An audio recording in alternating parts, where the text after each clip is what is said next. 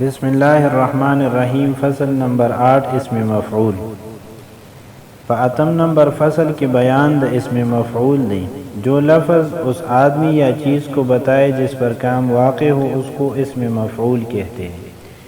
کم یو لفظ چې هغه دلالت کوي په یو داسې سړي باندې، په یو داسې انسان یا په یو داسې څیز باندې چې په هغه څیز یا په هغه انسان کار واقع شوی نو هغې ته اسم مفعول وي.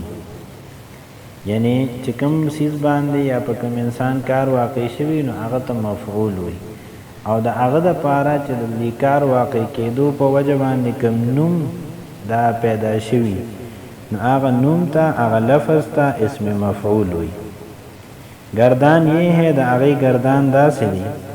د دې هم د اسم فاعل په شان شپږ صیغې دي. د واحد مذکر، تثنیه مذکر، جمع مذکر، واحد مؤنث، تثنیه مؤنث، جمع مؤنث.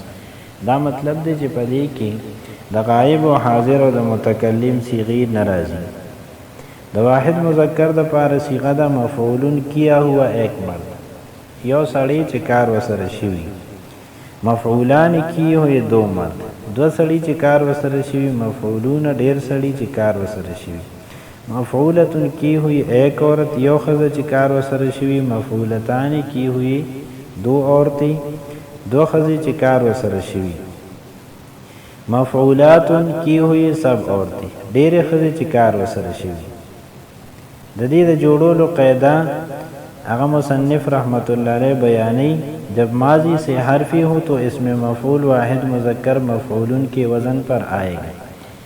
کله چې په ماضی کې درې حرفونه په واحد مذکر غایب صیغه کې نو اسم مفعول بعد دغه باب او دغه مادې نه واحد مذکر د پاره د مفعولن په وزن راځي.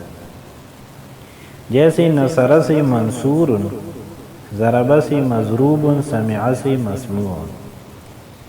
اور اگر ماضی تین حرف سے زائد ہو تو اسم مفعول مضارع مجہول سے اس طرح بنا. او کچرت ماضی کی د دریو حرف نه زیات راغلی لکه اجتنب دی یا اکرم دی یا تقبل دی. په دې کې ماضی کې واحد مذکر غایب صیغه کې د دریو حرف نه زیات دی نو اسم مفعول به بیا د مضارع مجهول نه جوړي او دغه سے به جوړے کہ علامت مضارع کو گرا کر اس کی جگہ میم مضموم لگاؤ. علامت د مضارع و لری کی د هغې په ځای به میم مضموم ولګي اور آخر میں تنوین بڑھا دو اور په آخر کې به تنوین زیات کی. جیسے یکرمو سے مکرمون.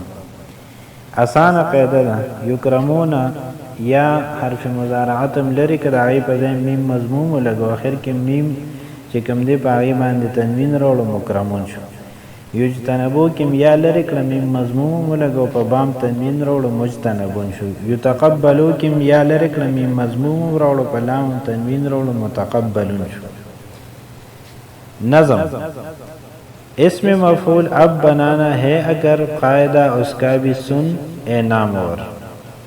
کہ اسم مفعول اس جوڑے نو د هغې قاعده وره اے ناموره.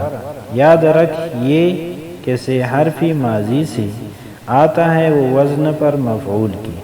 دا یاد وساته چې د درې حرفی سے ماضی نه دا د مفعولن په وزن راځي. ہو اگر ماضی سے حرفی سے مزید پھر مضارع سے بنا تو اے سعید. او که چرته کې ماضی د درې حرفی نه زیات وي لکه اکرمه کې څلور حرف دي، اجتنبه کې پنځه دي نو بیا به د مضارع نه جوړې اے خوش قسمت انسانه.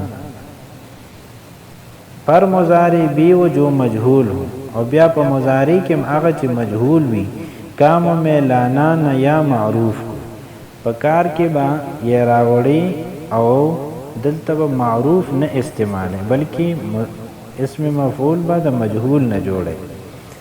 دو مضارع کی علامت کو گرا ضم والا میم دو اس جا لگا. علامت د مضارع غرزو اور ضمی والا میم التو لگو یعنی میم مضموم اور پھر آخر میں دو تنوین بڑھا. اسم مفعول اس طرح بن جائے گا. آخر کے تنوین زیاد کا نو اسم مفعول بعد اغسی جوڑ شی. سوالات. نمبر 1 سوال مجتنب مستنصر متقبل کی پوری گردان کرو.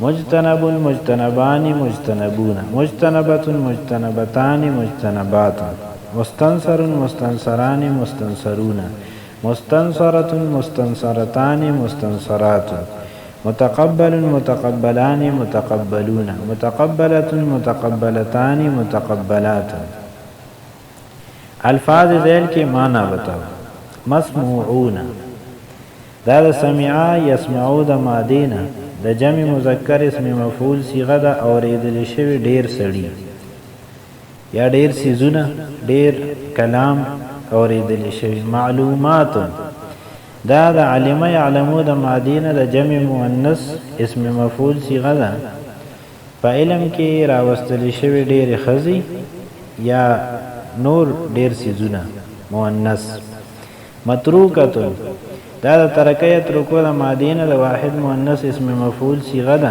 پرې خودل شوی یو خزه منصوران د نصر ينصرو د مادینه د تسنیه مذکر اسم مفعول صيغه ده مدد کړي شوی دو سړي ذیل کې اردو جملوں کو عربی میں ادا کر لاندینه چې کوم اردو جملې دا په عربی کې ادا کې ماری ہوئی ایک اور وخلی شوی یو خزه د ضربه یضربو د مادینه د واحد مؤنث اسم مفعول صيغه د مضروبه چھوڑی ہوئی دو عورتیں پرې خودل شوی دو خزې د ترکیه ترکو د مادینه د تسنیه مؤنث اسم مفعول صيغه د متروکتان مدد کی ہوئی سب مرد چې مدد وسره کړی شوی ټول سړي نو دا د نصر ينصرو د مادینه د جمع مذکر اسم مفعول صيغه د منصورون